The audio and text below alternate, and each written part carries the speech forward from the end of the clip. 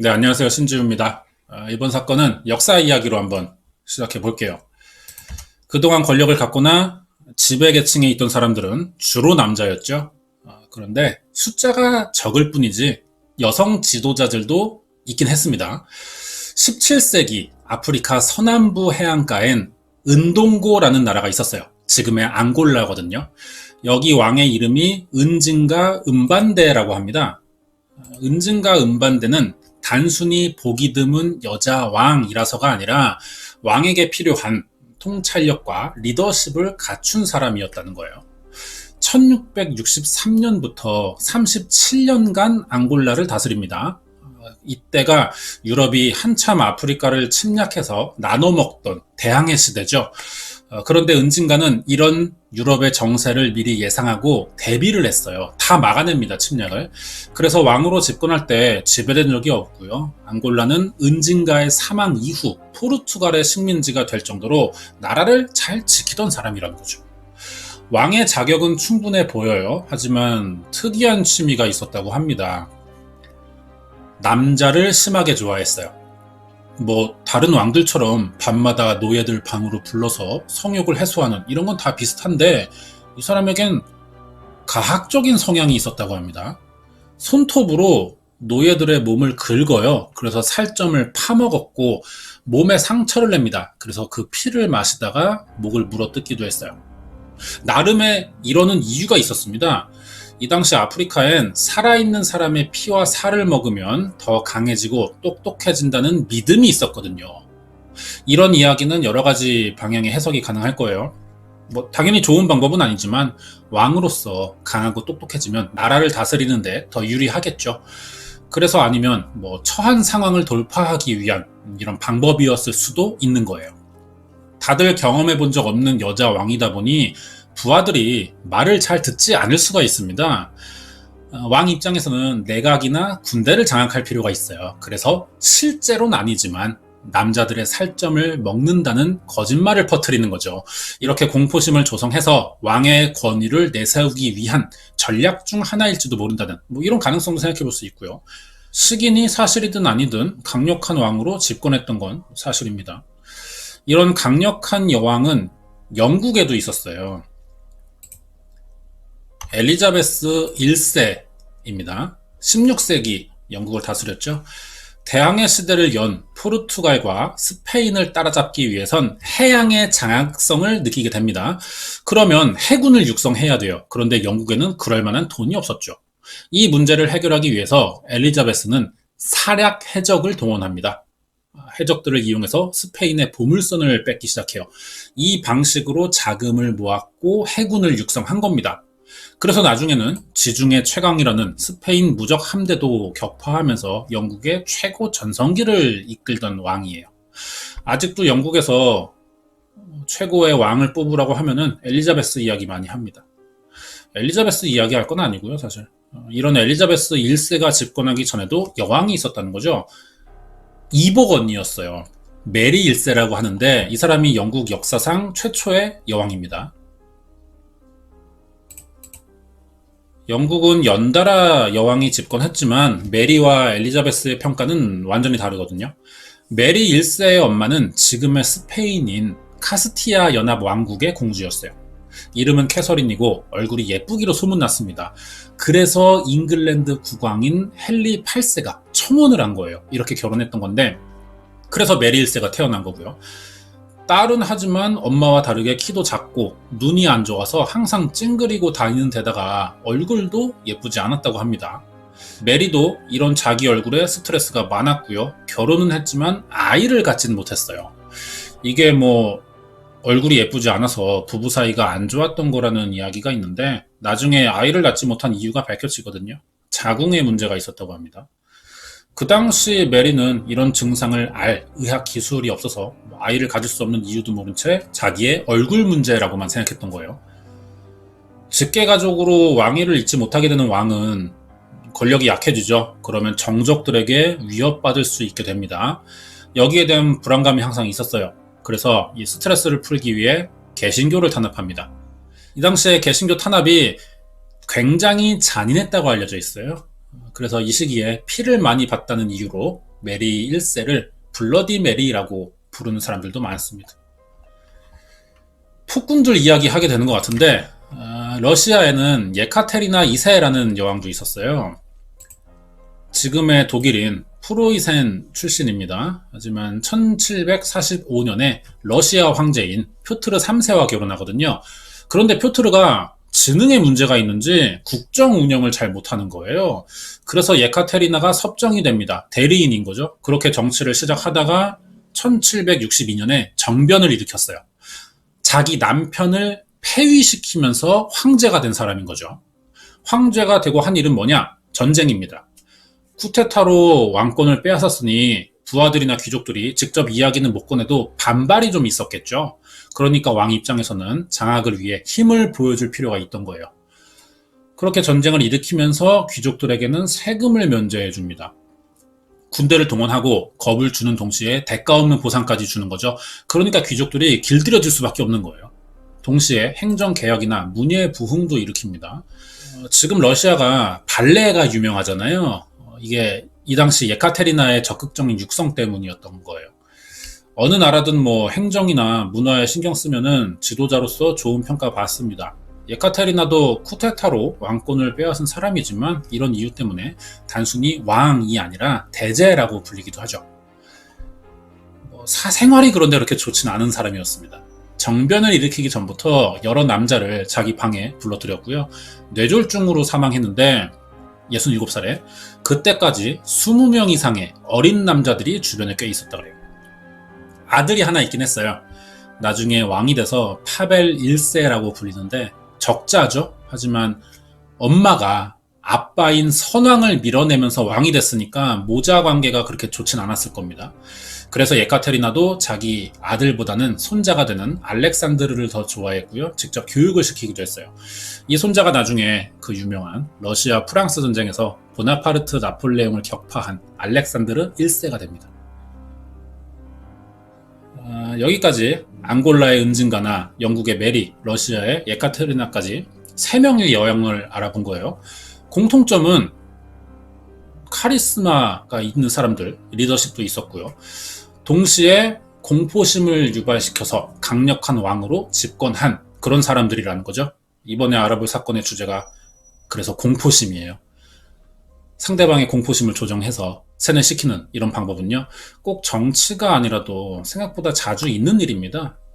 회사에서 실적이 나쁘면 불이익을 준다거나 잘릴 수가 있다는 상부 지침도요, 직원들에게 겁을 줘서 능력을 끌어올리려고 하는 이런 공포 정치의 한 개념이고, 우는 아이에게 망태 할아버지가 잡아간다, 이런 거짓말도 넓게 보면 비슷한 개념에 속하겠죠. 사람들은 상대방을 이해시키고 설득하는 것보다 공포심을 이용하는 게 훨씬 빠르고 효과적이라는 걸 잘 알고 있어요. 적당한 선에서 상황에 따라 잘 사용하면은 빨리 성과 내고 상대방에게 원하는 걸 얻어내는 이런 기술이 될 수는 있겠지만, 사실 이런 방법은 다들 안 좋다고 생각도 하거든요. 왜냐면은 이게 장기적으로 갔을 때 자기도 모르게 범죄 영역으로 들어갈 수밖에 없기 때문인 거죠. 이번 사건이 여기에 해당됩니다.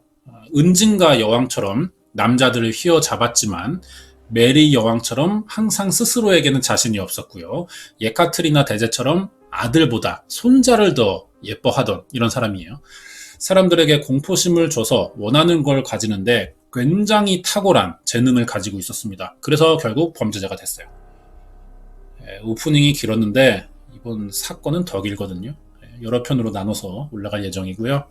굉장히 복잡합니다. 등장인물들이 너무 많아요. 그래서 한 번에 이해하기 좀 어려울 수도 있어요. 여러 번 반복해서 보시는 걸 좀 추천드립니다.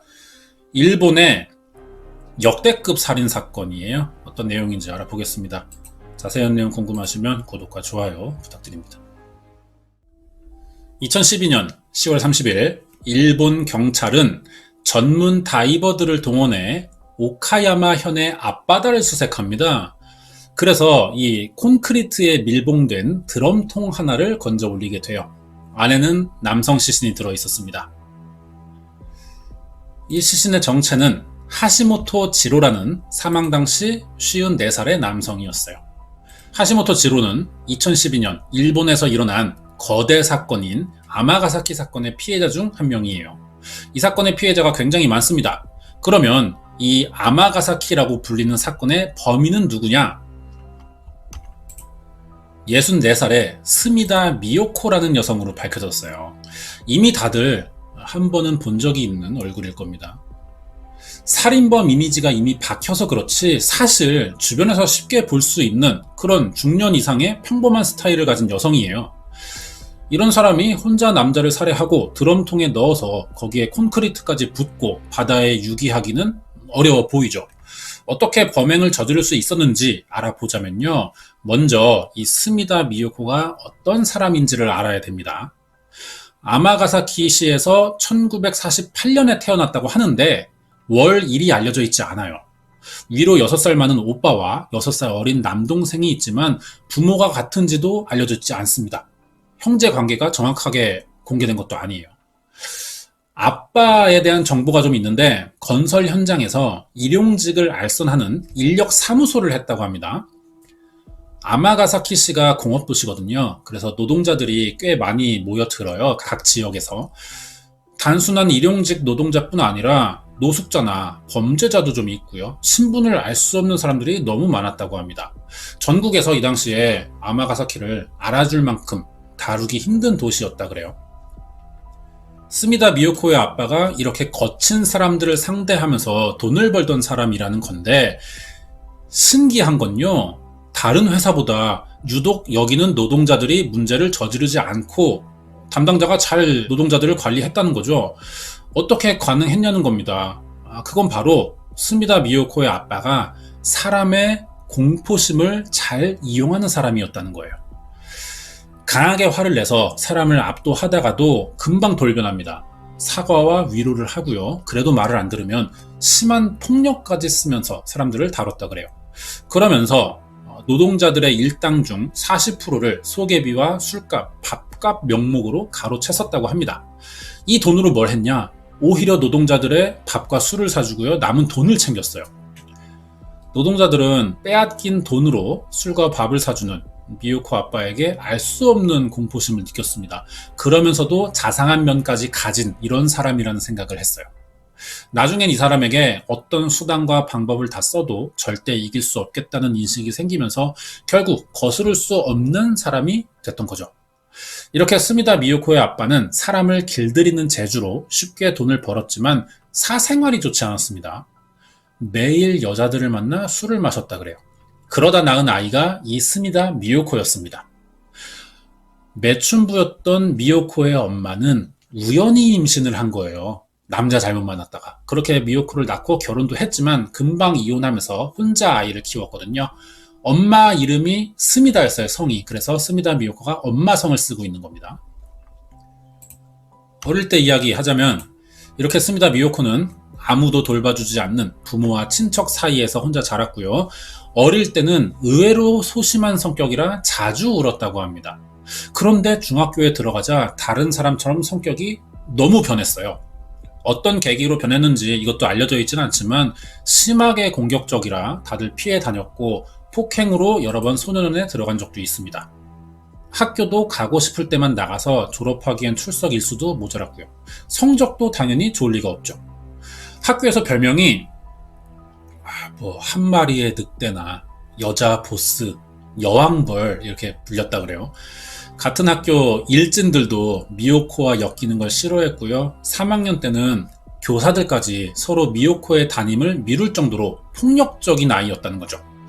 그러다 우연히 어느 교사가 미요코에 대해 알아보니까 사실은 착한 면이 있고 자기가 지도해주고 싶다는 생각이 들면서 자진했어요. 이렇게 미요코 반을 맡은 건데 이 담임 교사가 유일하게 살면서 미요코를 피하지 않는 사람이었습니다. 미요코는 어릴 때부터 무슨 생각을 하는지 전혀 알 수가 없는 사람이었어요. 어느 날 오랜만에 학교를 나온 거예요. 그래서 담임 교사가 말을 걸었죠. 그러자 미요코가 교복 주머니에서 뭔가 꺼냈는데 이게 이 정도 되는 칼이었다는 거예요. 칼을 항상 가지고 다녔다는 얘기가 되는 겁니다. 그리고 한 번은 너무 자주 지각을 해서 화가 난 담임이 뺨을 때린 적이 있어요. 칼을 가지고 다니는 아이인데다가 심한 공격성을 가졌어요. 근데 교사에게 뺨을 맞습니다. 뒤에 일어날 상황이 너무 뻔하게 보이는데 이때 의외로 미요코는 가만히 있었다 그래요. 그동안 자기가 부모나 어떤 다른 사람에게도 혼나본 적이 없는데 지도해 주셔서 감사하다는 인사를 했다는 거죠.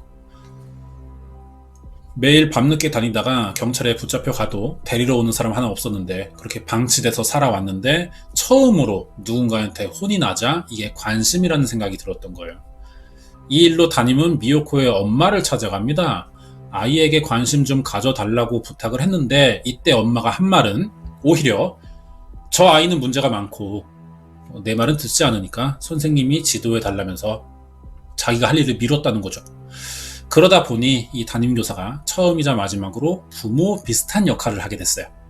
미요코도 담임에게 정이 들었고요. 처음이자 마지막으로 아빠가 술 마시고 늦게 다니고 집에 잘 들어오지도 않는다, 집이 가난하다, 이런 고민을 꺼내기도 했다고 합니다.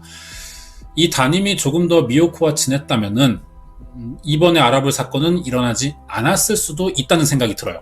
하지만 어쩔 수 없이 1년 뒤에는 중학교를 졸업하고 고등학교를 들어가야 됩니다. 이렇게 떨어지거든요. 미요코는 고등학교 1학년도 채우지 못하고요. 학교를 그만뒀어요. 그리고 친한 동창의 오빠와 결혼을 합니다. 집은 가난한 데다가 의지할 곳도 없으니까 결혼을 선택했던 것 같아요. 하지만 미요코는 그동안 학교에 적응하지도 못했고 소년원을 여러 번 들어가면서 사회화가 되지 못한 애입니다. 당연히 결혼 생활을 잘 할 수가 없어요. 1년도 안 돼서 이혼을 하는데 집안일을 하지 않았고 친구들 불러서 아침까지 술을 마시는 날이 많았다고 합니다. 그러자 남편이 다른 여자를 만나기 시작했던 거고 이 사실을 알게 되면서 남편을 내쫓았다 그래요. 24살에 다시 결혼하는데 친한 동생의 오빠였습니다. 이번 남자는. 하지만 비슷한 이유로 또 이혼해요. 미요코가 결혼에 실패하는 이유는 가정생활 문제 때문이죠. 부부 사이에 할 일을 서로 안 해서 생긴 문제인데 사실 원인은 따로 있다는 겁니다. 미요코가 아빠를 닮았는지 사람을 길들이는데 재주가 있었어요. 이 재주를 살려서 일을 했던 거죠. 그게 바로 이제 20살도 되기 전부터 했던 건데 이 아마가사키 시내에서 율락업소를 운영했던 겁니다. 미성년자가. 일용직 노동자 같은 저소득층 사람들을 주로 상대했고요. 여자 직원도 3명이나 고용했어요. 그런데 정식으로 가게를 낸 건 아니고 숙박업소 빌려서 옮겨 다니며 돈을 벌었던 겁니다. 의외로 미요코는 매춘을 절대 하지 않았어요. 직원들만 일을 시켰습니다. 이유는 자기가 사장이라서가 아니라 스스로 못생겼다고 생각했던 거예요. 학교 다닐 때부터 남자들이 자기를 피해온 이유는 성격 때문인 건데 누가 이런 이야기를 해주지 않으니까 자기 생각에는 스스로 얼굴이나 몸매가 여성스럽지 못해서 남자들이 싫어하는 거다 이렇게 생각하고 있던 거죠. 그래서 이럴 직원들을 대신 고용했던 건데 사업하는 미성년자들이 요즘에는 많이 늘어나고 있어요. 그 당시도 있긴 했었겠죠. 하지만 하필 선택한 게 매춘이라는 겁니다. 20살 되기 전부터, 성인 되기 전부터 범죄자의 성향이 좀 나타났던 것 같아요. 19살 때는 16살인 여자아이에게 성매매를 알선한 혐의로 경찰에 체포되기도 했어요. 이러니까 남편들이 결혼 생활을 할 수 없던 거예요. 사업 수완이 좋았습니다. 좋은 일은 아니지만 미요코는 아마가사키 시에서 어느 날부터 유명한 마담으로 소문이 나 있었고요. 다른 지역의 수입 잡화점 가게까지 내게 됩니다. 이제 혼자 여러 가게를 맡아야 되는 거예요. 다 관리하기는 쉽지 않겠죠. 대신 믿고 맡겨줄 이런 사람이 필요합니다. 하지만 미요코는 어릴 때부터 자라온 환경을 보면은 누군가에게 의지해 본 적이 없어요. 그런데 어떻게 사람을 믿고 자기 가게를 맡길 수 있었겠냐는 거죠. 이 사람은 스미다 미요코가 고용한 그 매춘부들 중 한 명이에요. 이름이 스미다 미에코라고 합니다. 성이 같죠? 미요코에게 어릴 때부터 한 명밖에 없는 친구이자 의붓 동생이고요. 두 번째로 결혼했던 남자가 이 사람의 친오빠예요. 미에코의 엄마도 매춘부였습니다. 그래서 같이 일하는 미요코 엄마 집에 들어가 살다가 둘이 엄마들끼리 친해졌고요. 어쩌다 딸들을 낳아서 딸들끼리도 친해졌던 건데 스미다 미요코가 성인이 되면서 이 미에코를 자기 호적에 넣어준 거예요. 그래서 스미다 성을 쓰게 된 거고 의붓 동생 관계가 된 거죠. 미요코가 유일하게 믿는 사람이기도 해서 자기 가게를 많이 맡겼었고, 미에코도 나중에 아이를 낳으면은 미요코에게 주겠다는 약속까지 한 사이가 되거든요. 왜 이런 약속을 했냐면 미요코가 자기는 얼굴에 자신이 없으니까 자기 닮은 애를 낳을까봐 임신을 거부했었다고 합니다. 그래서 미에코는 좀 이뻤거든요. 그래서 자기가 날씬하고 예쁜 미에코를 고용해 매춘을 시켰던 거고, 아이를 낳으면 자기에게 준다는 이상한 약속을 거절하지도 않았던 거예요. 두 번의 결혼은 실패했지만 아이를 낳아준다는 이런 약속을 받아들였다는 걸, 이런 걸 봤을 때 항상 평범한 가족 생활을 좀 원했던 것 같긴 합니다. 그 뒤로는 결혼을 하지 않았어요. 하지만 2살 어린 테이 요리타로라는 제일 한국인이에요, 이 사람이. 이런 남성을 만나서 동거를 시작했고요. 의붓 동생인 미에코도 집에 불러들입니다. 셋이 살았어요. 그러면서도 계속 매춘을 했고요. 그러다 1980년대 후반 들어서 새로운 사업을 하게 됩니다. 이게 사업 이름이 특이해요. 가족 해체라는 사업이거든요. 이때부터 스미다 미요코 하면 떠오르는 그 본격적인 범행이 시작되는 건데, 사업이니까 한두 명이 모여서 한 일은 아니었겠죠. 이 사건이 복잡해요. 그만큼 등장인물들이 많습니다. 자, 그러면 이제 스미다 미요코 주변에 어떤 사람들이 있는지 다음 영상에 이어서 계속 알아보도록 하겠습니다. 어느 날 이 아파트로 누군가 이사를 옵니다. 이사 온 사람은 160cm 정도 키에 붉은 느낌의 머리카락을 가졌고요. 툭 튀어나온 배에 낮은 목소리를 했어요. 앞니는 하나 빠졌습니다. 이렇게 사람을 음흉한 눈으로 쳐다보는 이런 습관을 가진 사람이었어요. 스미다 미요코였죠. 주변 사람들 말 들어보면 항상 금태 안경에 비싸 보이는 옷을 입었었다고 합니다. 그런데 고급스러운 느낌은 하나도 들지 않고 그냥 비싼 옷 입은 촌스러운 아줌마 인상이 강했다 그래요. 스미다 미요코를 아는 사람들은 동네에 꽤 많았습니다. 왜냐하면 이 사람이 주변 아무 사람들에게나 수시로 시비를 걸고 다녔기 때문이에요. 미요코가 이 집 8층에 살았거든요. 같은 아파트 주민들은 엘리베이터를 탈 때마다 8층에 멈췄다가 내려오면 전부 계단을 이용할 정도였었다고 합니다. 미요코 혼자서 아무리 성격이 안 좋아도 여러 사람들 다 불편하게 하고 다닌 건 아니었는데요. 뭐 그럴 수도 없었을 겁니다. 항상 주변에 대여섯 명 정도의 남자들을 데리고 다니면서 폭행과 시비, 협박들을 했었다 그래요. 스미다 미요코의 행동 요원들이라고 합니다. 이 사람들이 다 비슷하게 생겼대요. 뚱뚱한 데다 금발이라서 동네 사람들이 금발 돼지군단이라고 불렀고, 지역에서도 유명했었다고 합니다. 그러니까 이런 느낌의 금발을 한 사람들이겠죠. 행동 요원이라고 부르면 좀 거창한데 하는 일들이 이런 거예요. 근처 패밀리 레스토랑에 갔다가 스프가 식었고, 음식이 짜니, 늦게 나오니, 직원이 불친절하니 이러면서 점장 불러다가 클레임 거는 이런 것들이라고 그래요. 점장이 죄송하다면서 돈 내지 않아도 된다 이런 말을 할 때까지 계속 시비를 걸었고요. 택배가 집으로 왔어요. 잘. 그래도 기사들에게 무턱대고 시비를 걸었다고 합니다. 한 번은 너무 심하게 클레임을 걸어서 택배 담당자와 이 지역 점장이 직접 과일 바구니 사들고 와서 무릎 꿇고 사과를 한 적도 있거든요. 그러자 미요코가 일본도를 빼서 막 휘둘렀다는 이야기도 있어요.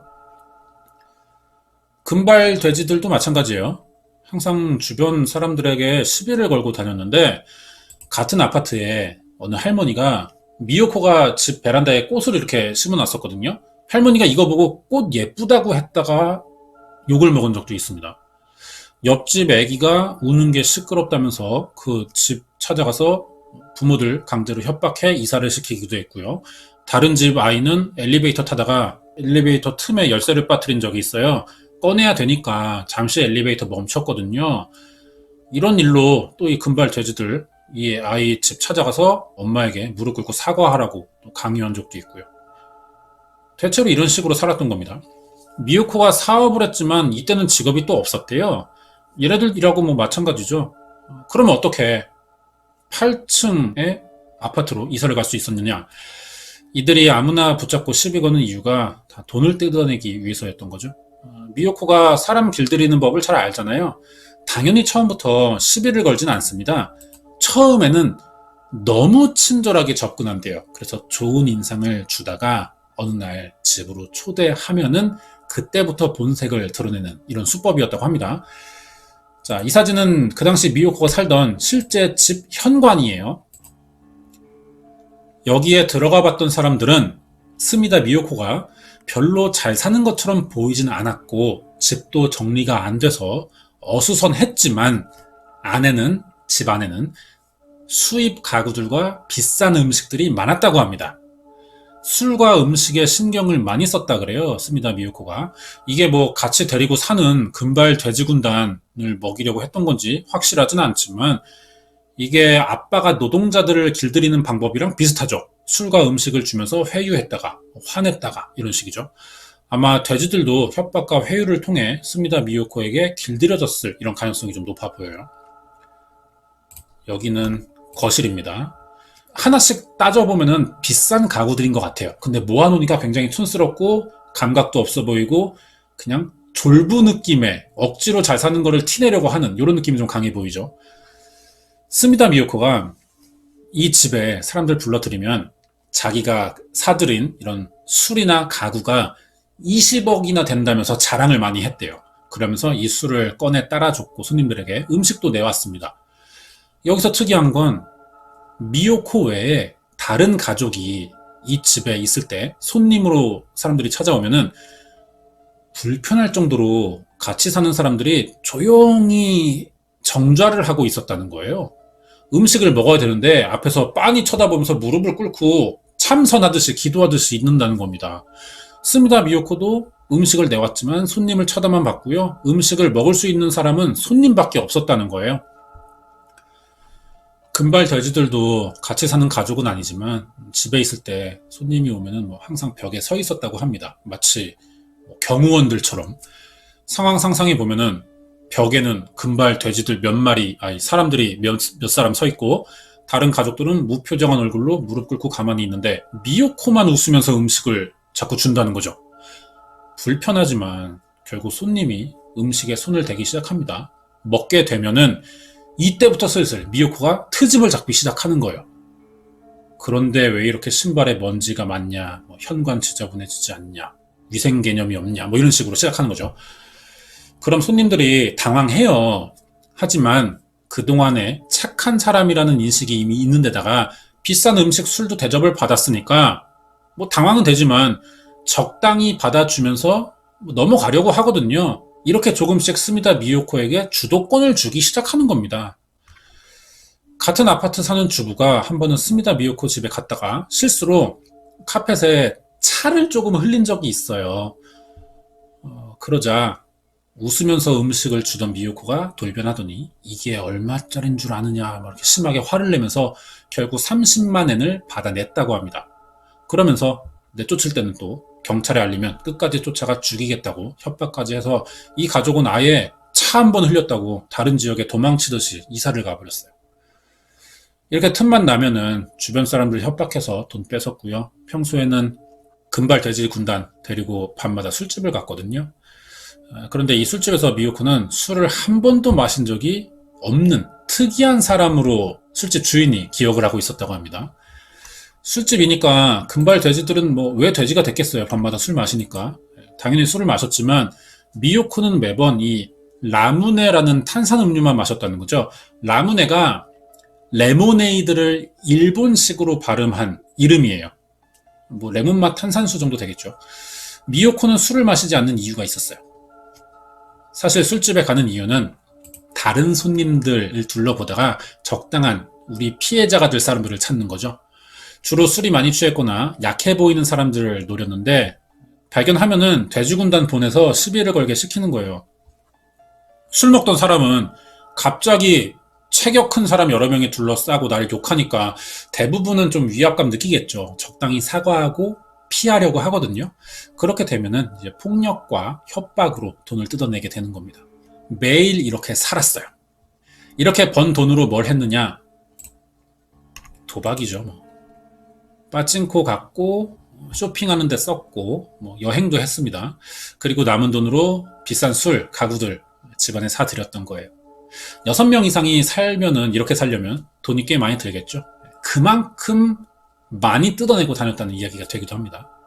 자, 그러면 여기서 대체 이 스미다 미요코를 따라다니는 금발 돼지 군단의 정체는 뭐냐는 거죠. 이 사람들 뭐길래 일도 안 하면서 아줌마 쫓아다니면서 이렇게 행패 부리냐는 건데, 이 사람들은요, 지금부터 알아볼 스미다 미요코의 가족 해체 사업에서 피해를 당했고요. 가족이 흩어지자 갈 곳이 없어지고 어디서 왔는지도 신분을 알 수 없는 그런 사람들이었습니다. 피해자이면서 가해자가 된 돼지 군단들인 거죠. 이 돼지 군단들 사이에 행동대장이 한 명 있어요. 이 사람인데 이름이 리 마사노리라고 합니다. 제일 한국인이에요. 2002년에 우연히 미요코를 만났다가 호적에 들어가면서 조카 같은 관계가 됩니다. 미요코의 오른팔 같은 역할이었다고도 하는데 키가 작아요. 167쯤 됩니다.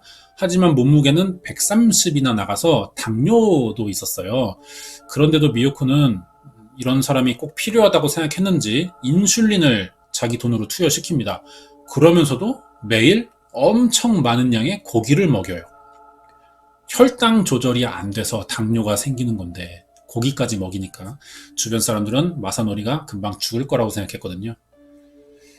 마사노리가 없었다면 스미다 미요코는 이번 사건을 다 저지르지 못했을 거라는 생각이 들 정도로 이번 사건에서 중요한 사람 중 한 명입니다.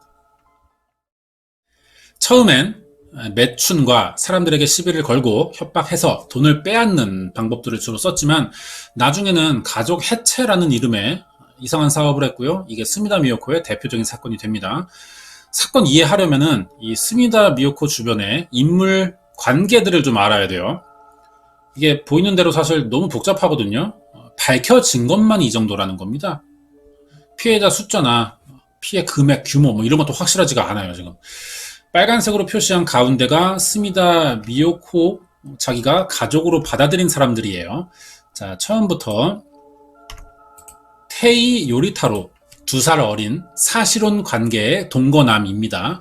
스미다 미요코의 세 번째 남자가 되는 사람이고요. 처음에는 사귀는 사이였어요. 하지만 어느 순간부터 주종 관계가 됩니다.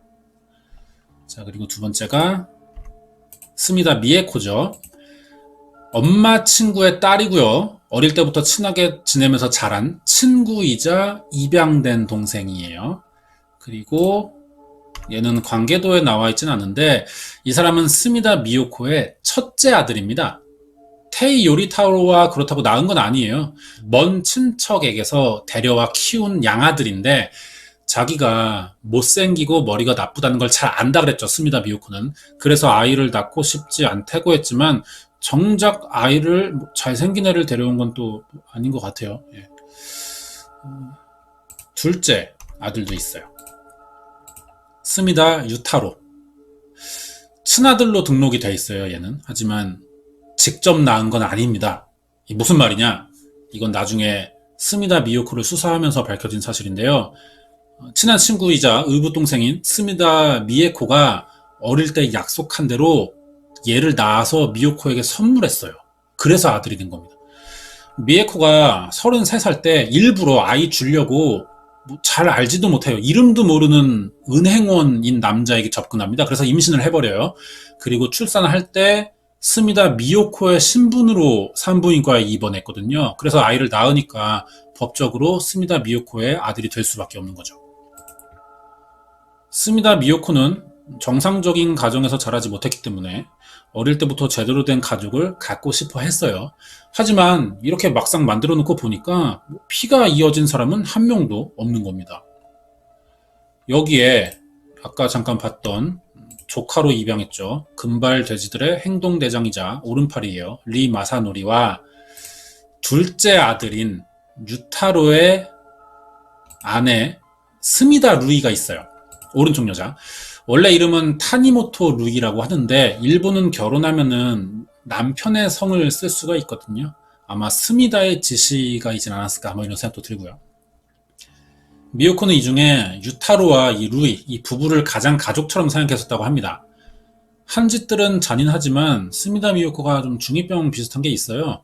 자기 가족을 로얄 제국, 로얄 패밀리 이렇게 불렀고요. 유타로가 둘째 아들을 나중에 자기 뒤를 이어서 이 뭐 로얄 패밀리를 이끌 차기 왕족이라고 생각을 했었다고 합니다. 뭐 첫째 아들이 여야 되지 않을까요? 뭐 왕족의 뭐 리더 뭐 이렇게 하려면은. 그런데 미요코가 또 얼굴에 대한 집착이 큰 사람이다 보니 잘생긴 둘째를 좀 더 생각했을 이런 가능성이 있는 거죠. 그래도 엄마가 뭐 둘 다 엄청 이뻐하긴 했습니다. 켄타로나 유타로도 어릴 때 학교를 제대로 가지 않는 애들이었거든요. 피가 이어진 것도 아닌데 또 어떻게 이런 건 엄마를 쏙 빼닮았습니다. 출석 일수가 모자라서 졸업을 못하게 되자 미요코가 또 건수 잡은 거죠. 학교 찾아가서 가진 문제다 삼으며 교장을 협박해요. 이렇게 교장을 해임 직전까지 몰고 간 적이 있어요. 이렇게 교장 협박하면서 결국 아들들을 졸업시킵니다. 이때 둘째의 유타로는 자기가 배우가 되고 싶었다고 했대요. 지가 잘생긴 걸 좀 아는 것 같아요. 그래서 학교를 다니지 않으려고 했던 건데 아들이 배우 한다니까 미요코가 또 적극적으로 엄마랍시고 도와준다고는 했지만 실력이 없었는지 배우가 되지 못했습니다. 유타로와 루이죠. 딸 둘을 낳아요. 미요코에게 손녀가 되는데 다 잘해줬어요. 손녀에게도. 스미다 미요코가 이제 할머니고 명품 옷만 사 입혔습니다. 손녀들에게. 그리고 한 번은 손녀가 금붕어를 키워보고 싶다고 얘기를 한 적이 있어요. 그러자 바로 그 자리에서 금붕어를 600마리나 사준 적도 있다 그래요. 그러면 스미다 미요코가 이 말도 안 되는 로얄 패밀리 이걸 유지하기 위해 저지른 범행의 피해자들과 어떤 가족들이 있는지 좀 알아볼 차례인데요. 가족 해체 사업이다 보니까 범행 대상도 가족 단위입니다. 그리고 살해되거나 실종된 사람들이 너무 많아요. 동시에 여러 가족이 피해를 입어요. 한 가족이 끝나고 다른 피해자를 찾는 게 아닙니다. 뒤섞여 있어요. 그래서 시간 순서로 사실 사건을 정리하는 게 맞지만 그러면은 여러 가족을 계속 왔다 갔다 해야 돼요. 너무 복잡해지기 때문에 더 헷갈릴 것 같다는 생각에 가족 단위로만 알아보도록 하겠습니다. 자, 첫 번째 피해 가족은 하시모토 집안이라고 합니다. 여기 빨간 네모요. 전 영상에서 경찰이 드럼통 안에 시신을 발견했다고 이야기했었죠. 그 안에 있던 하시모토 지로가 이 집 사람이에요. 정확하진 않지만 하시모토 집안은 엄마와 두 아들인 하시모토 지로, 하시모토 히사요시의 누나가 있는 네 가족이거든요. 아빠 없이. 누나에 대한 이야기는 또 잘 알려져 있지 않습니다. 그러면 스미다 미요코가 이 하시모토 가족과 어떻게 아는 사이냐? 예전에 이 가족이 스미다 미요코의 집에서 잠깐 새들어 산 적이 있었대요.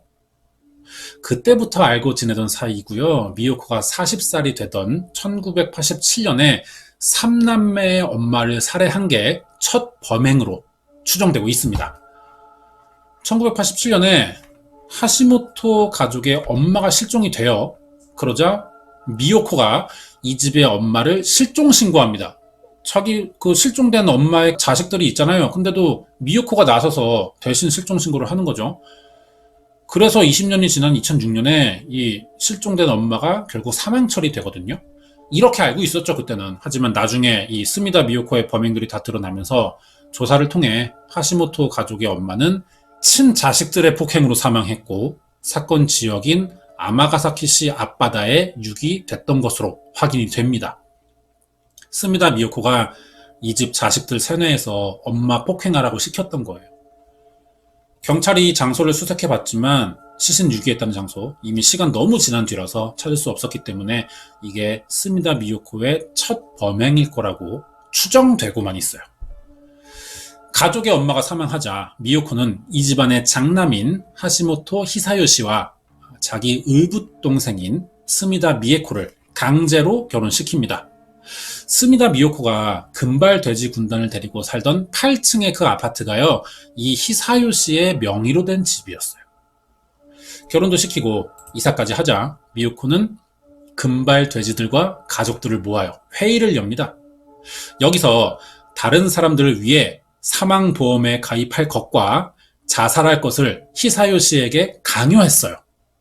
우리를 위해서 보험 들고 죽어라. 우리 그 보험금 타서 먹고 살게. 이렇게 된 겁니다. 그리고 히사요 씨는 오키나와로 가족여행을 갔다가 사진을 찍던 중 절벽에서 추락해 죽었죠. 결혼한 지 얼마 안 된 상황이라 히사요 씨가 정말 시키는 대로 했는지는 뭐 확신할 수 없어요. 아마 미요코와 금발 돼지들의 짓일 가능성이 좀 높아 보이죠.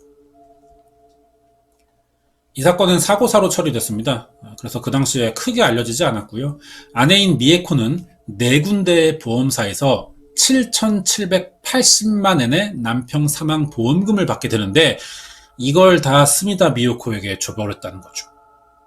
이 사건은 미요코가 하시모토 가족을 범행 대상으로 삼으면서 처음부터 계획된 일이었을 거고요. 미에코도 받아들였기 때문에 결혼까지 진행될 수 있었던 것 같습니다. 그러다 1999년에 하시모토 지로가 드럼통 안에서 사망하는 그 사건이 일어났던 거예요. 왜 사망했느냐? 미요코의 심기를 건드렸던 겁니다. 미요코 가족이 된 사람들은 각자 다 다른 집안 출신이죠. 그래서 표면상 가족이라고는 부르지만 집안별로 가족들별로 피해자들 그룹을 만들어서 정해진 공간에 집단 생활을 시켰어요. 사이비 종교처럼. 이미 엄마와 형은 죽었고 남은 누나는 행방을 알 수 없는 상태라 하시모토 지로는 가족이 자기밖에 없었죠. 그래서 다른 집안 사람들과 같이 지냈거든요. 그러면서 다른 가족들과 사소한 갈등이 생겼던 거예요. 그러자 화가 난 미요코가 지로를 집안으로 불러들여서 폭행했고 며칠 뒤 사망하자 드럼통에 시신 넣고 콘크리트를 부어서 바다에 유기했던 거죠. 지로의 누나도 경찰이 밝혀내지 못해서 행방불명이 돼 있는 겁니다. 지금 사실은 미요코에게 살해됐을 가능성이 너무 높아 보이죠. 이렇게 하시모토 집안 사람들은 다 죽거나 지금 어디 있는지 행방불명된 상태로 남으면서 이 가족의 재산은 전부 미요코가 가져가 버리게 됩니다. 왜 가족 해체 사업이라고 부르는지 이제 좀 이해가 되죠. 하시모토 지로가 폭행당해서 사망하던 미요코의 집은요, 8층 그 아파트 이렇게 생겼습니다. 꼭대기인데 집을 나무로 다 둘러싸놨대요. 그래서 이 집 안에서 밖으로 나가는 소리를 막았고 밖에서는 안에 들여다보지 못하게 이렇게 차단해 놓은 거죠. 여기까지가 첫 범행 대상이었던 하시모토 집안 사건이 됩니다. 피해 대상이 될 가족에게 접근해서 길들이고 분리시켜 죽인 뒤 재산을 빼앗는 범행 방식을 주로 사용했던 것 같아요. 이 집에서 죽은 사람들은 더 있습니다. 꽤 많아요. 여러 가족이 동시에 피해자가 됐거든요. 이거는 다음 영상에 이어서 계속 알아보도록 하겠습니다. 네, 스미다 미요코 사건 3부 영상이고요. 혹시 이 영상부터 보시게 된 분들은 이해가 안 될 거예요. 앞에 1, 2부가 있습니다. 먼저 보시면서 순서대로 오시는 게 좀 이해하는데 좋을 것 같습니다. 자, 이제 두 번째 피해 가족인데요. 이름은 알려지지 않고요. 스미다의 먼 친척이라고만 확인이 돼 있습니다. 이번 사건은 스미다 미요코가 우연히 먼 친척의 장례식을 가게 되면서 시작됐거든요. 여기서도 전혀 모르는 사람들에게 다양한 시비를 걸었던 겁니다. 늘 하던 대로. 그러다가 이 먼 친척 집안 사람들을 알게 됐고 미요코의 로열 패밀리 밑으로 들어가게 됐던 거예요. 엄마와 내 아들이 사는 집이었는데 얼마나 괴롭혔는지 참다 못한 장남이 투신 자살을 합니다. 미요코는 가족 모임과 회의를 자주 열었다고 했었죠. 여기서 폭행과 협박으로 사람들을 조종했던 건데 한 명이 본보기가 되면 나머지는 겁에 질려서 따를 수밖에 없는 이런 분위기가 형성되는 거죠. 사이비 종교가 신도들을 길들이는 이런 수법과 비슷한 면이 많아요. 첫 번째인 하시모토 가족 사건에서 장남에게 자살을 권유했었잖아요. 자살을 권유할 수 있다는 것 자체가 이미 심리적으로 상대방에게서 주도권을 가져왔기 때문에 가능했다고 볼 수 있고요. 그리고 두 번째 가족에게서도 장남이 괴롭힘을 참지 못해 자살한 이런 경우까지 보면 미요코는 어떻게 해야 사람에게 정신적 고통을 주고 압박할 수 있는지를 굉장히 잘 아는 사람 같습니다. 장남이 죽자 남은 가족들에게도 협박하면서 다들 강제로 일을 그만두게 해요. 퇴직금이 나오니까 그걸 뺏을 생각인 겁니다. 그리고 집도 팔게 해서 보증금을 뺏는 거고요. 당연히 이런 걸 다 그대로 당하고만 있을 사람은 없죠. 이 가족이 여러 번 경찰을 찾아가서 상황을 알렸고요. 상담도 했습니다. 금발 돼지들 때부터 이웃 사람들도 계속 스미다 미유코를 신고해 왔어요, 꾸준히. 이미 수십 건의 신고가 들어가 있었지만 경찰은 가족과 이웃 간에 생긴 단순한 불화 정도로만 생각하면서 크게 해결해주지 않았다는 거죠. 결국 1999년 3월에는 이 가족의 엄마가 병으로 사망합니다. 미요코의 범행 살인 혐의가 없어서 잘 알려지지 않고 있었지만 나중에 알고 보니까 학대와 구타 이런 게 있었던 거죠. 그래서 첫 번째 가족의 행방불명 됐다가 사망 처리된 엄마가 미요코의 첫 번째 범행이고, 두 번째 가족의 엄마가 사망한 사건이 두 번째 범행이라고 추정되고 있습니다. 동시에 양쪽 집안을 왔다 갔다 하면서 사건을 저질렀다는 이야기인데 공통점이 있죠. 두 집 다 엄마 그리고 장남을 노리는 거예요. 가족의 가장 높은 사람부터 제거하고 나머지는 길들이는 이런 방식이었다고 보입니다. 엄마와 큰 형이 죽고 남은 세 아들들은 아무리 신고해도 미요코에게 벗어날 수 없겠다는 사실을 느꼈어요. 그래서인지 갑자기 돈과 물건을 더 바치기 위해 절도와 강도를 저지르겠다는 제안을 스미다 미요코에게 먼저 합니다. 이 집 아들들이. 미요코 입장에서는 뭐 알아서 가져다 준다니까 거절할 이유는 없었고요. 실제로 이 가족의 세 아들들도 절도를 해요. 하지만 2000년 1월에 경찰서에 가서 자수를 합니다. 사실은 이게 미요코에게서 분리되기 위해 탈출 계획을 세웠던 거예요. 스미다 미요코도 이때 붙잡힙니다. 그런데 무혐의로 풀려나면서 피해자의 가족 형제들만 절도와 강도 혐의로 경찰 조사를 받게 됐고요. 이때부터 미요코도 위험하다는 판단이 들었는지 더 이상 이 집안을 건드리진 않았습니다. 이렇게 두 번째 가족의 사건이 끝나요. 전 영상에서 봤었죠. 스미다 미요코가 먼 친척에게 받아와서 첫째 아들로 키우게 됐다는 스미다 켄타로인데, 사실 방금 설명한 이 두 번째 피해자들의 가족이었습니다. 이 사람이. 1999년 3월에 엄마가 병으로 사망했고요. 네 아들 중 장남은 투신했어요. 남은 세 형제 중 막내에게는 두 아들이 있거든요. 둘째 아들이 바로 스미다 켄타로였다는 거죠. 그리고 얘 형은 실종 상태예요. 이 실종에도 미유코가 관련돼 있는지 밝혀진 건 아닙니다. 하지만 아빠가 감옥에 들어가고 형은 사라졌으니 갈 곳이 없어졌잖아요, 얘가. 그래서 미유코가 스미다 켄타로를 거두었습니다. 그렇게 첫째 아들이 된 거죠. 이제 세 번째 피해 가족 알아볼 차례인데요. 미나요시라는 가족이에요. 여기 오른쪽 위에 빨간 네모. 이 가족은 어떻게 하는 사이냐? 아들 둘에 딸 둘을 키우는 집안인데, 이 중 장남인 미나요시가 스미다 미요코의 내연남인 테이 요리타로의 학교 후배였어요. 그래서 2003년에 내연남 소개로 미나요시와 스미다 미요코가 알게 된 겁니다.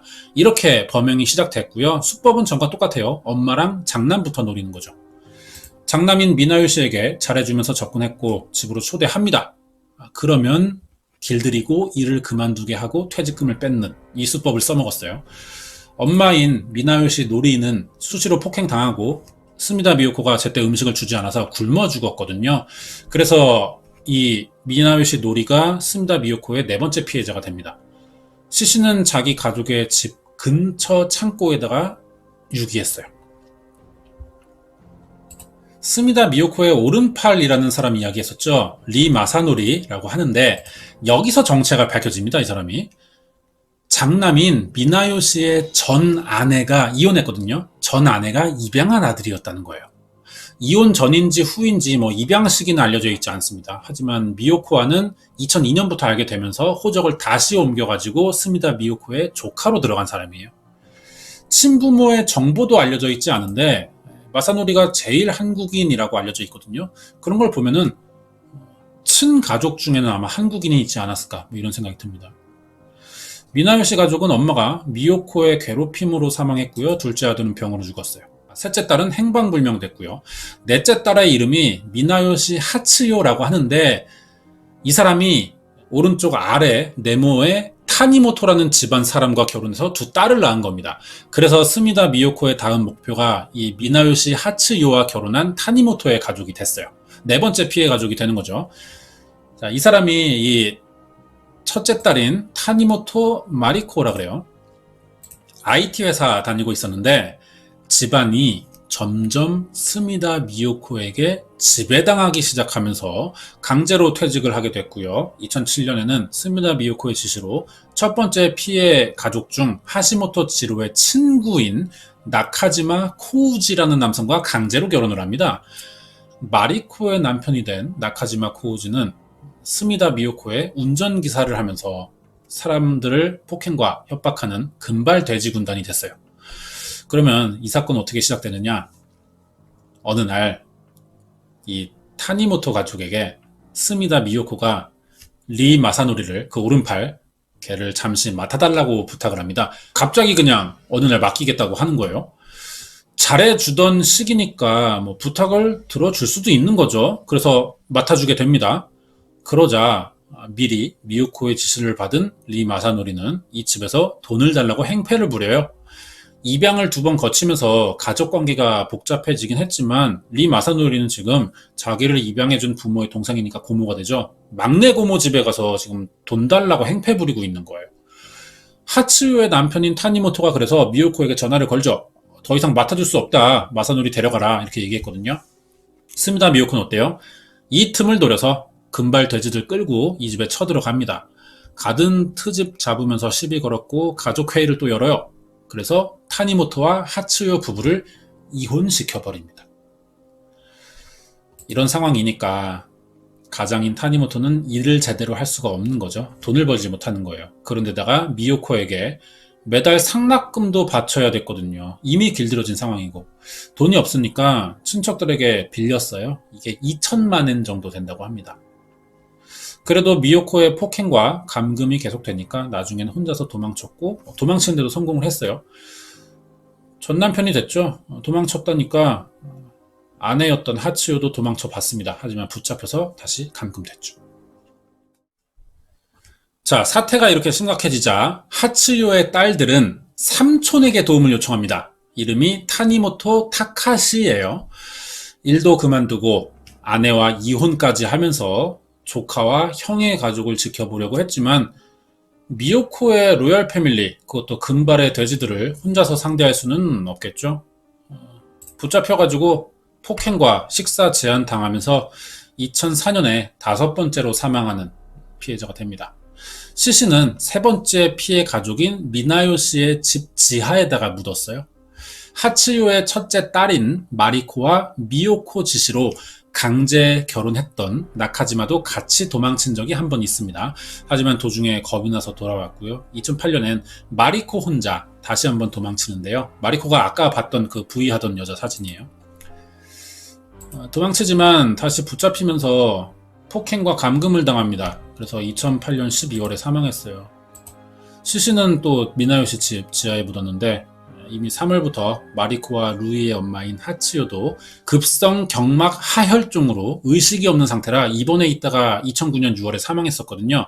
이게 처음엔 미요코 사건과 관련이 없어 보였지만 제도사로 폭행의 정황이 드러났던 거예요. 하츠요의 둘째 딸인 가운데 둘째 딸 타니모토 루이도 미요코가 결혼을 시켜줬거든요. 남편이 바로 미요코의 둘째 아들인 아까 봤었죠? 유타로예요. 아이 둘도 낳았는데 딸 둘. 미요코가 손녀들에게 명품을 사주고 금붕어 사줬던 그 손녀들이 루이의 딸입니다. 가족 단위는 아니지만 피해자가 한 명 더 있어요. 전 영상에서 미요코는 6살 위에 오빠가 하나 있었다 그랬죠. 빨간 네모인데요, 가운데. 이상한 거는 이 오빠라는 사람이 이 사건에서 한 번도 등장하지를 않습니다. 그래서 스미다 미요코의 로열 패밀리 이 안에는 포함시키지 않았던 건데 소개도 하지 않았고요. 어떤 이유로 사건 기간에 사망한 것은 아닐까 이런 생각도 들어요. 그런데 여자친구가 또 있었다고 합니다. 이름이 안도 미츠에예요. 어느 날 안도 미츠에가 버릇이 없다며 미요코의 손녀를 혼낸 적이 있거든요. 피해자 딸을. 그러자 미요코는 안도 미치에를 자기 집에 가두고 일주일간 폭행해 사망하게 만듭니다. 그리고 시신은 미나요시 집 지하에 유기했어요. 이 사건은 특이한 게 안도 미츠의 사망이 미요코에게는 아무런 이득이 없다는 겁니다. 돈을 빼앗거나 자기 목적에 이용하지도 않았어요. 그러면 남은 건 하나죠. 단순히 우리 로열 패밀리의 권위에 도전했다. 이게 되는 겁니다. 손녀를 건드렸다는 이유만으로 보복당한 거죠. 그러면 민나요시 하치우의 둘째 딸 루이가 남아있어요. 이 사람은 어떻게 됐을까요? 명문고 졸업생이라 머리가 좋았다고 합니다. 그런데 어느 순간부터 미요코의 생각이 합리적이고 말만 잘 들으면 나쁠 게 없다고 생각한 거예요. 이 사진이 마리코와 루이인데 앞에가 마리코고 뒤에가 지금 이야기하는 루이입니다. 논리만 그럴듯하면 얼마든지 나쁜 짓을 할 수 있는 그런 성향의 사람이었다고 할 수 있습니다. 사이비 종교에 빠지는 대학 교수의 심리와 좀 비슷하다고도 볼 수 있어요. 실제로 자기 엄마와 언니, 삼촌의 폭행에 관련돼 있는 사람이라고도 조사가 돼 있습니다. 말을 잘 들으니까 미요코도 루이를 자기 로열 패밀리에 넣어주면서 나중에 자기 뒤를 이을 둘째 아들과도 결혼을 시켜줬던 거고요. 루이는 마지막 피해자들인 5의 가족 사건의 시작이 되는 사람이기도 합니다. 그러니까 스미다 미요코는 지금 5 가족을 한 번에 상대하면서 범행을 저지르고 있었다는 거예요. 5의 가족은 미요코와 아무 상관이 없는 사람들이었어요. 어느 날 루이가 딸을 데리고 나갔다가 유모차가 전철에 끼이는 사고를 겪습니다. 이 기회를 노린 미요코가 바로 전철회사에 전화 걸죠. 클레임 걸었어요. 그러자 담당 영무원과 책임자가 미요코 집을 찾아옵니다. 이때도 무릎을 꿇어서 사과를 했었는데 이때 미요코는 이 영무원의 태도가 너무 마음에 들었다 그래요. 왜냐면 사과하면서 한 번도 시계를 보지 않았기 때문이라고 합니다. 그만큼 자기에게 진심으로 사과하는 것처럼 보였다는 거죠. 그래서 5번째 피해 대상이 됐어요. 5의 가족에게는 2딸이 있거든요. 둘째 딸의 남편이 바로 이 영무원이었습니다. 이름은 카와무라 히로유키라 그래요. 이 사진입니다. 오른쪽은 아내인 5의 히로미이고요. 카와무라 히로유키가 마음에 든 미요코는 또 길들이기를 시전한 거죠. 이 사람은 철도회사 영무원이었지만 원래는 카페를 차려보고 싶은 생각이 있었어요. 이걸 알게 된 미요코가 카페 차리게 도와주겠다고 하면서 일을 그만두게 시킵니다. 그리고 퇴직금으로 받은 1000만엔을 가로채고요. 그 다음에 한 일은 가족회의죠. 여기서 아내인 5의 히로미에게는 또 다른 말을 합니다. 네 남편 사업한다면서 집안에 있는 돈 다 갖다 쓰고 다른 여자도 만나는 것 같다. 경마장 다니면서 도박도 하는 것 같으니까 이혼해라. 그래서 스미다 미요코의 지시대로 둘이 이혼을 해요, 어느 날. 그리고 이 부부의 아이를 스미다 미요코가 자기 집으로 데려갑니다. 아이들을 아마 협박용으로 인질로 삼아서 쓸 생각이었던 거죠. 집을 팔게 시켰고요. 양육권과 양육비 지급을 핑계로 돈을 더 뺏기 위해 또 가족회의를 엽니다. 말이 가족회의지 사실 이거 협박이랑 집단 폭행하는 날이에요. 심지어 히로미의 엄마까지 불러들여요. 여자의 엄마. 그래서 감금과 폭행을 했고 2011년 9월 11일에 이 엄마는 사망합니다. 시신은 미요코의 내연남인 테이 요리타로가 빌린 창고에다 유기했어요. 엄마가 사망하자 첫째 딸인 히로미의 언니도 노렸는데 생각대로 언니는 길들여지지 않는 겁니다. 그래서 폭행을 할 수밖에 없었고 이때의 폭행 수위가 아마 스미다 미요코가 했던 범죄 중에 가장 센 편 중에 속했다 그래요.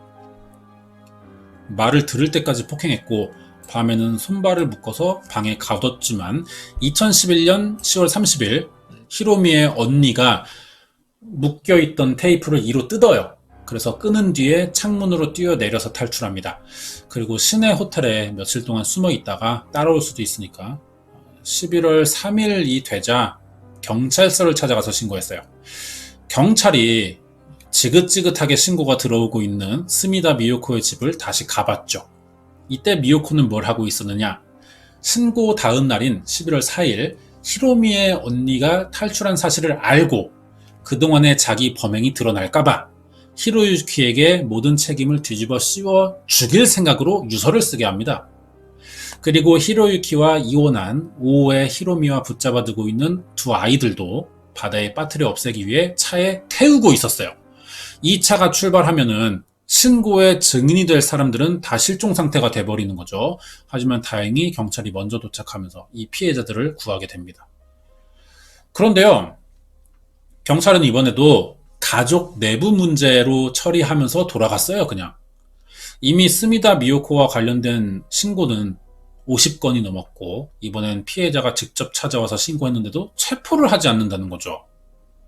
하지만 첫째 딸의 엄마 사망 신고는 있었기 때문에 이 수사는 합니다. 2011년 11월 9일 경찰은 미요코의 내연남이라는 테이 요리타로가 빌린 창고에서 사망한 오오의 카즈코의 시신을 발견했어요. 이렇게 스미다 미요코와 관련자 5명이 드디어 체포가 됩니다. 오오의 카즈코의 몸무게는 원래 41kg 정도 됐는데 발견된 시신은 22kg밖에 나가지 않았었고요. 목뼈와 갈비뼈 3군데가 부러져 있었습니다. 그런데 신고 내용이 사실로 드러났지만 경찰은 증거 불충분이라면서 미요코를 풀어줘요. 이렇게 사건이 종결됩니다. 시신이 나왔는데 용의자로 보이는 사람을 풀어준 거예요. 왜냐? 미요코가 이미 빠져나갈 구멍을 만들어둔 거죠. 오오의 가족의 첫째 딸을 폭행하고 감금한 뒤 문을 감시하던 사람이요, 동생과 이혼한 히로유키였거든요. 10월 30일에 자느라 도망치는 걸 몰랐던 건데 미요코가 이 잘못을 빌미로 죄를 뒤집어 쓰고 죽으라면서 협박했고요. 히로유키는 또 시키는 대로 죽을 생각이었습니다. 하지만 경찰이 먼저 나타나서 구출됐던 거예요. 그리고 이때 4번째 피해 가족인 미나요시 하치요의 남편이자 도망치는 데 성공한 타니모토도 경찰에 마침 신고를 했었어요. 피해자들이 나타나서 연달아 신고하자 수사가 시작됐는데 이것도 1년이 지난 2012년 9월이 돼서야 시작됩니다.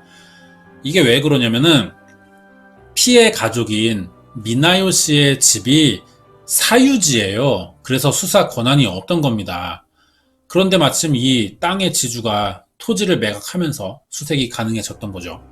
사실 사유지라도 수색영장이 나오면 되는데 증거가 부족하니까 영장이 나오지 않고 있던 거예요.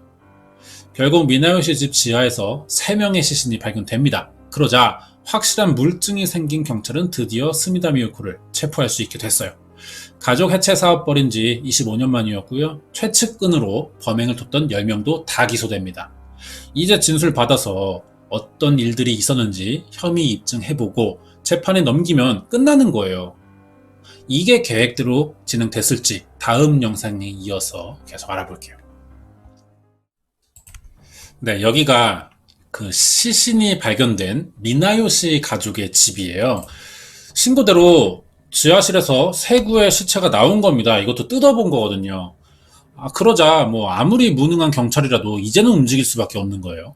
스미다 미요코는 그동안 매춘을 했고 금발 돼지 군단과 폭행, 갈취를 해왔지만 이 사건에서 가장 중요한 건 가족 해체라는 범행이죠. 이것도 다른 협박, 갈취나 뭐 비슷하게 시작은 합니다. 먼저 피해 가족을 목표로 정해요. 처음에는 친절하게 접근하죠. 그러다 친해지면은 슬슬 사소한 트집을 잡기 시작하면서 상대방에게 점점 알 수 없는 미안함과 죄책감을 갖게 만듭니다. 뭐 요즘에는 이런 걸 가스라이팅이라고도 부르는데 한마디로 뭐 세뇌 과정이라고 볼 수 있어요. 항상 금발의 돼지 군단들이 옆에 있다 보니까 피해자들은 좀 억울하지만 위압감을 느껴서 제대로 된 말을 하지 못해요. 자기 항변을 못하게 되고 조금씩 미요코의 협박을 양보하듯이 들어주게 됐던 겁니다. 한두 번 들어주다 보면 다음엔 더 심해졌고요. 어느 순간부터는 범죄에도 가담할 수밖에 없는 상황까지 오게 되는 거죠. 예를 들어서 피해 가족에게 스미다 미요코가 돈 내놔, 없어? 그럼 제 거 뺏어서라도 가져와, 이렇게가 되는 겁니다. 가족을 폭행하는 일도 돕지 않으면 자기가 당할 수 있으니 따를 수밖에 없고요. 루이처럼 미요코의 편으로 돌아서는 사람이라도 나타난다면 그때부터 피해자들도 서로를 전혀 믿지 못하는 이런 관계가 되는 거죠. 결국 미요코의 주변 사람들은요, 다 피해자이면서 가해자였던 거예요. 이런 집단 지배 방식은 북한에서 씁니다. 서로가 서로의 잘못을 밝히고 잘못을 반성하게 만들어요. 딱히 잘못한 게 없거나 자기 잘못이 맞아도 내가 처벌받지 않으려면 누군가 잘못한 사람이 나타나야 되거든요. 그러다 보면 거짓말을 하게 됩니다.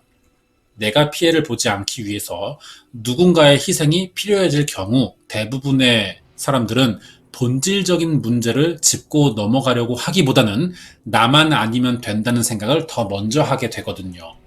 나 혼자 눈에 띄는 행동을 했을 때 따라와 줄 사람이 있을지 확신은 못하지만 누군가 대신 피해를 입어줘야 될 경우에는 내가 안전해지는 게 확실하거든요. 사람은 빠르고 편한 쪽을 계산할 수밖에 없다는 인간의 심리를 이용하는 지배 방식이에요. 예전에 은혜로 교회에서 신도들을 모아놓고 타작마당이라는 걸 한 적이 있습니다. 다 아시죠? 가족들끼리 모아놓고 서로 때리게 시키는 건데 이러면 죄책감이 들어요. 이런 방식이 너무 똑같고 이때도 신도들이 거절이나 반항을 왜 못했냐면은 그 목사 옆에 항상 전직 복싱 선수를 세워뒀었거든요. 여기에 위압감이 들었던 겁니다. 스미다 미요코 옆에도 항상 금발의 돼지들이 있었죠. 자기는 뭐 로얄 패밀리 이렇게 불렀지만 사이비 종교의 체계를 가지고 행동했던 거예요. 미요코는 자기를 따르는 사람과 피해자들을 섞어서 집단 생활을 시켰고 물과 음식, 자는 시간, 화장실 가는 횟수도 통제했습니다. 정해진 시간에 정해진 만큼만 해야 됐어요. 하루에 물 500ml만 줬습니다. 밥은 한 끼만 줬고요. 컵라면 하나에 반찬 하나, 그리고 작은 밥 공기에 들어갈 만큼의 그 밥 양만 줬다는 거죠. 화장실은 하루에 2번만 갈 수 있어요. 그 이상은 절대 보내주지 않습니다. 가끔은 근데 미요코가 또 기분에 따라서 음식을 많이 줄 때가 있어요. 일부러 많이 주는 겁니다. 과도하게. 그리고 화장실을 못 가게 하는데 피해자들이 제발 가게 해달라고 사정하겠죠. 그러면은 그 힘든 참는 와중에 춤이나 노래를 시켜요. 그걸 보면서 또 막 웃으면서 즐겼다는 이야기도 있고, 이게 다 미요코의 최측근인 로열 패밀리를 제외한 하위 가족들, 피해자 가족들의 생활 규칙이었던 겁니다. 그러니까 리 마사노리나 루이 같은 경우도 피해자를 감금 폭행하는 위치였지만 미요코에게는 화장실 갈 수 있는지 허락을 받아야 되는 사람들이었다는 거죠. 피해자들을 이렇게 모아놓고요, 강제로 서 있게 하거나 이런 식으로 무릎을 꿇려놓고 오랫동안 방치한 적도 있어요. 고문인 건데 조금이라도 움직이면 미요코의 폭행이 이어지고요. 앞에서 뭐 가족회의라는 말 여러 번 나왔었죠. 피해자들이 다른 생각 할 수 없도록 정신적으로 단속할 필요가 있었기 때문에 꾸준히 열어서 불러들였고 폭행하고 뭐 이런 식으로 힘들게 했던 겁니다. 잠을 재우지 않는 고문도 있었거든요. 정해진 기한이 없어요. 이게 미요코가 마음에 들 때까지 계속 재우지 않는 겁니다. 잠을 재우지 않는 건 사람의 판단 능력을 흐리게 하는 가장 좋은 방법 중 하나죠. 이렇게 원하는 대로 돈을 뺏고 사람들을 써먹다가 필요가 없어지면 폭행이나 식사 제한, 수면 제한을 하면서 사망하게 만드는 거예요. 이게 가족 해체 사업이라면서 저질러 온 일들인 겁니다. 이제 그러면 가해자들 얘기 알아봐야죠. 첫 번째, 사실혼 관계에 있다는 스미다 미요코의 남자친구예요. 테이 요리타로. 20대 때부터 미요코와 사귀는 사이로 지냈지만 어느 순간부터는 주종관계로 바뀌면서 미요코에게 가정폭행 당했고요. 나중에 지시에 따라 피해자들을 폭행도 했던 사람입니다. 나이가 체포될 때 62살이었네요. 그러면은 20대 때부터니까 뭐 40년 가까이 미요코 옆에서 시달려 왔다는 이야기인데 3건의 살인 혐의로 징역 21년을 받았습니다. 두 번째는 스미다 미에코. 스미다 미요코가 사업을 하면서 가장 믿어주던 사람이죠. 유타로라는 아들 낳아서 미요코에게 양자로 주기도 했고요. 부모가 다르지만 미요코가 자기 호적에 넣어주면서 의붓 여동생이 됐어요. 3건의 살인 혐의로 징역 21년형 받았습니다. 자, 세 번째 아들이에요. 첫째 아들 1982년생 스미다 켄타로. 미요코 때문에 두 번째 피해 가족, 먼 친척이라고 하죠. 망하자, 다 흩어지자 갈 데 없는 아이를 1999년에 입양한 겁니다. 이 사람도 3건의 살인 혐의로 21년 받았고요. 네 번째가 둘째 아들 1986년생 스미다 유타로. 미요코의 의붓 여동생인 스미다 미에코가 낳은 친자식이긴 합니다. 하지만 아이를 주기 위한 목적으로 임신했었고 미요코의 신분을 빌려서 낳아주었어요. 미요코가 유일하게 길들이려고 하지 않았던 사람이고요. 친아들이라고 생각하면서 키웠습니다. 2건의 살인 혐의로 징역 17년 받았어요. 5번째는 미요코의 오른팔이자 금발 돼지군단의 행동대장으로 있던 리 마사노리라고 합니다. 미요코의 남편인 테이 요리타로의 학교 동창 후배가 전 아내와 입양한 자식이에요. 하지만 미요코의 호적으로 다시 옮겨지면서 친척 관계가 된 제일 한국인이죠. 3건의 살인과 1건의 상해치사 혐의로 무기징역을 받았습니다. 6번째는 나카지마 코우지라고 해요. 얼굴은 알려져 있지 않고요. 1969년생입니다. 오키나와에서 태어났어요. 첫 번째 피해자 가족인 하시모토 지로의 친구라고 합니다. 2006년부터 미요코와 알게 됐는데 처음엔 폭행을 당하는 쪽이었다가 점점 가해자로 바뀌었어요. 맞지 않기 위해 시키는 대로 폭행에 가담했을 겁니다. 나중에는 미요코의 개인 운전기사도 했었고요. 미요코에게 살해당한 마리코의 남편이기도 해요. 그리고 2건의 살인 혐의로 징역 15년을 받습니다. 7번째, 스미다 루이. 2003년에 집안이 미요코에게 장악됐던 피해자고요. 원래는 타니모토 집안이죠. 그래서 타니모토 루이였는데 미요코 따르게 되면서 성까지 바꿨던 것 같아요. 따르긴 하지만 로열 패밀리에 들어가지는 못해요. 그래도 미요코와는 꽤 가까운 사이였고 미요코도 아끼는 사람이라 둘째 아들인 스미다 유타로와 결혼시키면서 2딸을 낳았습니다.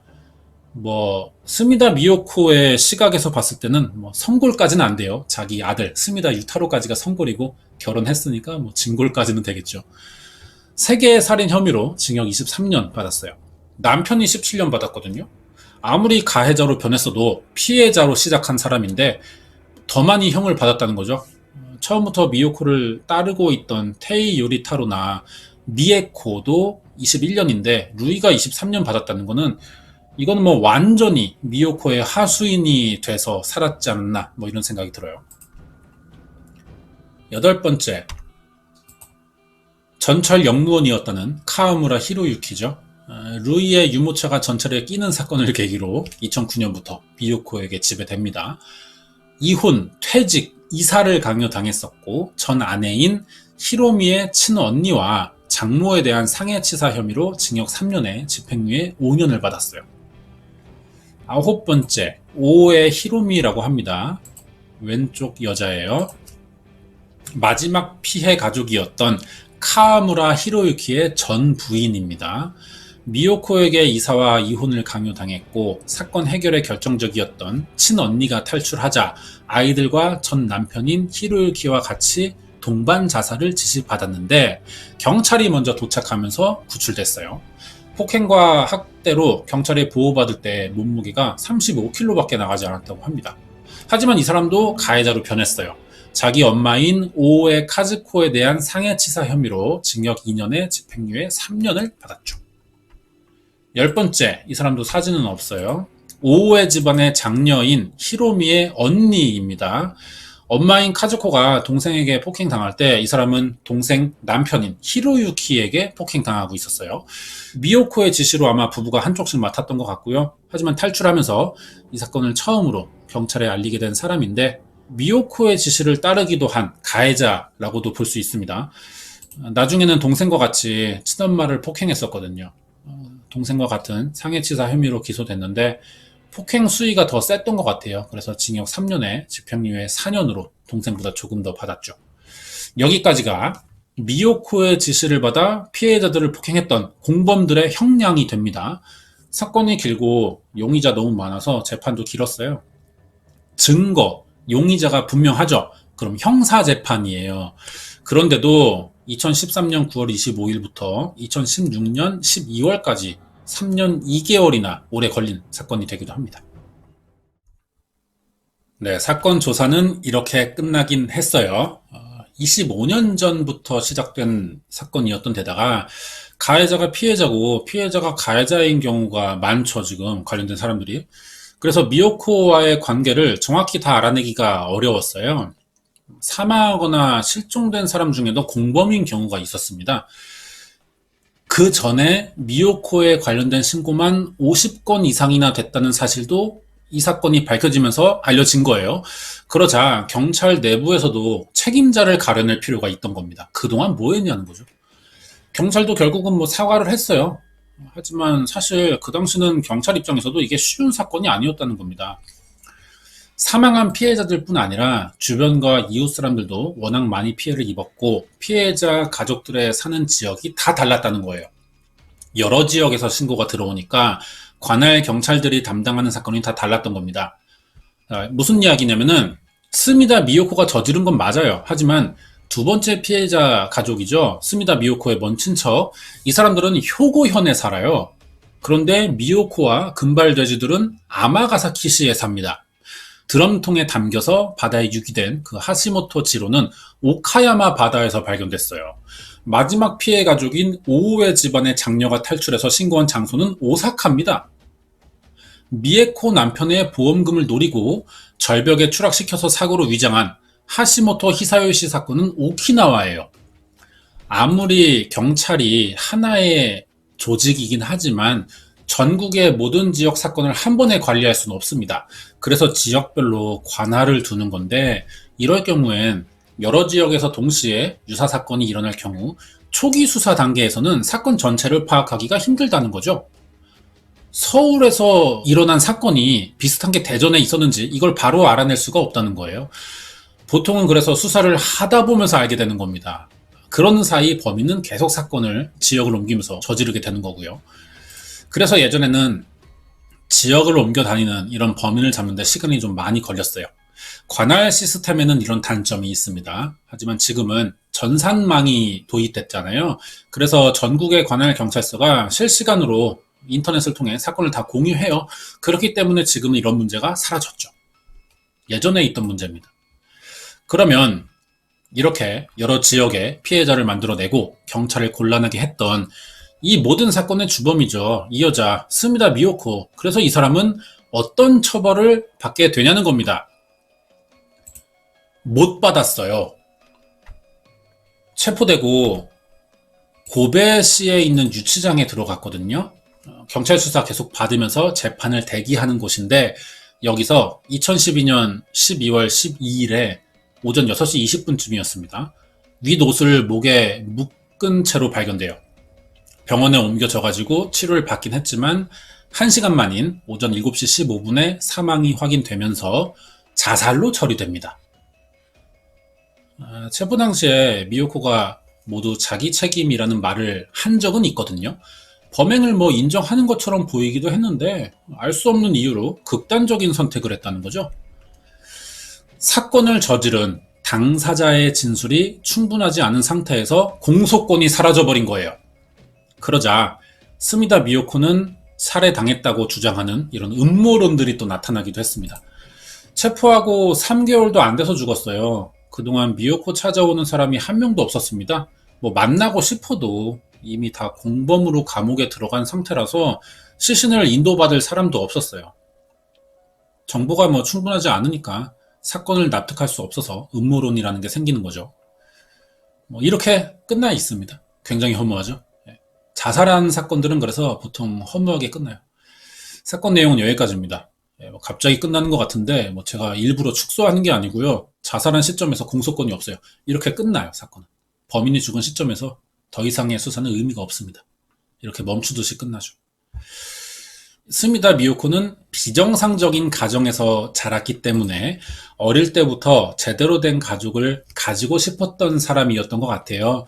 그래서 강제로라도 사람들 모아서 결국 비정상적인 가족을 만들게 됐던 것 같습니다.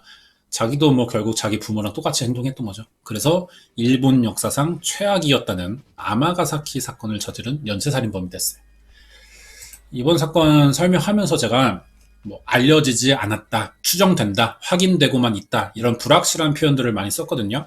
주범이 사망했기 때문에 관련 인물들에게서 이야기를 들을 수밖에 없는 이런 사건이었고요. 그나마 이것도 진술이 일치하면서 유력하다고 추정되는 내용의 일부들이에요. 남아있는 피해자나 생존자 중에는 구출됐지만 미요코의 세뇌가 아직 남아있어서 진술을 막 거부하고 정신이 온전하지 않아 제대로 기억하지 못하는 사람들이 많습니다. 수사가 어려웠고요. 미요코와 같이 잡힌 공범이죠. 10명도 모두 미요코에게 책임을 떠넘기고 있어요. 자기들도 피해자였다는 거죠. 그러면서 자기가 저지른 일을 제대로 진술하지 않고 있습니다. 그래서 판사가 괘씸죄를 적용했던 거예요. 그래서 이 공범들의 형량이 평소보다 좀 더 강하게 나왔다 그래요. 앞에서 인물 관계와 범행 내용 설명할 때 행방불명이나 실종자들이 꽤 있었죠. 이것도 미요코의 범행일 가능성이 높긴 하지만 더 이상 단서를 찾을 수가 없어요. 아직 밝혀내야 될 부분들이 분명히 남아있는 사건입니다. 하지만 주범이 죽고 관련 공범들은 모두 진술을 피하는 데다가 피해자들에게서도 제대로 된 진술은 나오고 있지 않기 때문에 더 이상 방법이 없는 경찰은 적당한 선에서 이쯤에서 사건을 종결하는 게 최선의 방법이지 않았나 그렇게 생각했던 것 같아요. 이렇게 사건이 끝나 있습니다. 네, 준비한 내용은 여기까지고요. 뒤에 관련된 이야기 조금 더 남아있어요. 이번 이야기는 자신만의 가족이 갖고 싶어서 가족 해체 사업을 벌였던 스미다 미요코의 아마가사키 연쇄살인 사건 파일이었습니다. 네, 사건이 길었죠. 그동안 알아본 사건 중에 가장 길었어요. 일본이 사건을 좀 자세히 공개하는 이런 경향도 좀 있는 것 같고요. 유명한 사건이기도 해서 조사할 때 검색이 많이 됐습니다. 또 그렇다고 사건이 많다고 해서 양이 일부러 빼면서 준비할 수도 없었거든요. 그나마 압축한 내용인데도 이 정도가 나왔어요. 그래서 요즘에 좀 제가 소개하고 있는 일본 사건들은 내용이 많습니다. 그래서 나눠서 연재 형식으로 올리고 있는 거예요. 이게 중요할 때 내용이 끊기니까 보기 불편하다는 분들도 있거든요. 다음 편도 기다려달라는 뜻에서 일부러 의도하는 건데 다 올라가고 몇 주 지나면 또 다시 하나로 묶어서 올리기 때문에 감독판이잖아요. 보기 편한 쪽으로 선택해서 보시면 될 것 같아요. 관련된 이야기 하겠습니다. 스미다 미에코예요. 나이가 좀 들었을 때죠. 외형이 많이 달라진 것 같은데 2012년 10월 미나요시 집 지하에서 시신 3구가 발견되고 경찰에 붙잡히자 공범 10명 중 가장 먼저 모든 사실을 경찰에 진술한 사람이에요. 사건의 주범인 스미다 미요코와 어릴 때부터 친하게 지냈고 가장 가까운 사람이라고 알려져 있지만 사실은 미요코를 무서워하면서도 죽이고 싶었다는 겁니다. 반대로 스미다 미요코는 미에코를 상당히 신뢰하고 있었죠. 아마 이 사람의 진짜 생각은 스미다 미요코도 몰랐던 거예요. 매춘업소 경영이나 뭐 여러 가지 일들 맡겼는데 그 중에 가족 생활 일지라는 것도 있었거든요. 가족들 사이에 어떤 일들이 있었는지 일기처럼 쓰는 생활 기록부를 만들게 했다는 거죠. 미에코한테. 여기엔 누가 누구에게 언제 어디서 폭행과 고문을 어떻게 했고 돈을 얼마나 받았는지 이런 것들이 기록되어 있다고 합니다. 미에코는 그러니까 다른 공범들보다 스미다 미요코에 대해 아는 게 많은 사람이라는 거죠. 말로는 이게 뭐 생활 기록부 일지지만 자기가 한 범행들이 모두 적힌다는 뜻이고요. 이게 공개될 경우 범행의 증거가 될 수도 있는 겁니다. 그래서 자세히 적으라고 했지만 이런 게 걱정됐는지 자기와 관련된 이야기들은 또 두리뭉술하게 적으라고 시켰다 그래요. 미요코가 왜 이런 일지를 쓰게 했는지는 알려져 있지 않습니다. 하지만 이런 걸 미에코에게 맡겼다는 것 자체가 그만큼 믿는 사람이라는 뜻일 거예요. 미에코는 공범으로 잡혔지만 진술을 보면요. 미요코에게 가장 신뢰받으면서도 벗어나기 위한 노력을 많이 했던 것 같아요. 어릴 때 미요코 밑에서 매춘을 하다가 단골 손님과 결혼해서 일을 그만두려고 한 적이 있었습니다. 하지만 미요코에게 방해받으면서 실패했고요. 체포될 때까지 매춘하면서 번 돈 3억 엔과 강제로 결혼했다가 남편인 히사요 씨를 자살로 위장해 죽이고 받은 보험금 7,780만 엔도 다 뺏겼어요. 경찰 진술에서 자기가 낳은 아들을 미요코의 이름으로 병원에 가서 낳은 뒤 줄 때도 사실은 너무 하기 싫었다고 합니다. 그러다 2010년부터 2012년에 살해된 피해자인 미나요시 노리의 연금을 빼앗은 사건이 경찰에 들킨 적이 있다는 거예요. 2년간 7천만 엔 정도의 돈을 미나요시 가족의 통장에서 무단으로 인출해 왔던 건데, 이것만 해도 스미다 미요코는 지금 4억 엔 이상을 빼앗은 겁니다. 우리 돈으로 40억이 넘어요, 지금. 이때도 미에코는 경찰 조사를 받으면서 자기가 아는 스미다 미요코의 범행 사실을 어느 정도 진술했었다는 거죠. 하지만 경찰이 아무것도 하지 않다가 6개월 뒤 세구의 시신이 피해자 지하실에서 발견되자 다시 적극적으로 범행 사실을 밝히면서 경찰 수사에 도움을 주게 됐던 거예요. 그렇다면 결국 매춘도 미요코의 강요와 협박으로 시작했을 가능성이 있고요. 공범이긴 했지만 강제로 결혼도 했어요. 아이도 빼앗긴 데다가 남편 죽이면서 그 돈까지 다 뺏겼죠. 그 결과가 징역 21년이었다는 겁니다. 이 사람도 뭐 한편으로는 좀 억울했을 거예요. 스미다 미요코만 만나지 않았다면 이렇게 살지 않았을 가능성이 있는 거죠. 그래도 뭐 가해자기도 하고요. 죗값은 받아야 될 겁니다. 아마 최초의 피해자는 스미다 미요코가 아니지 않나, 뭐 이런 생각이 좀 들어요. 여기까지입니다.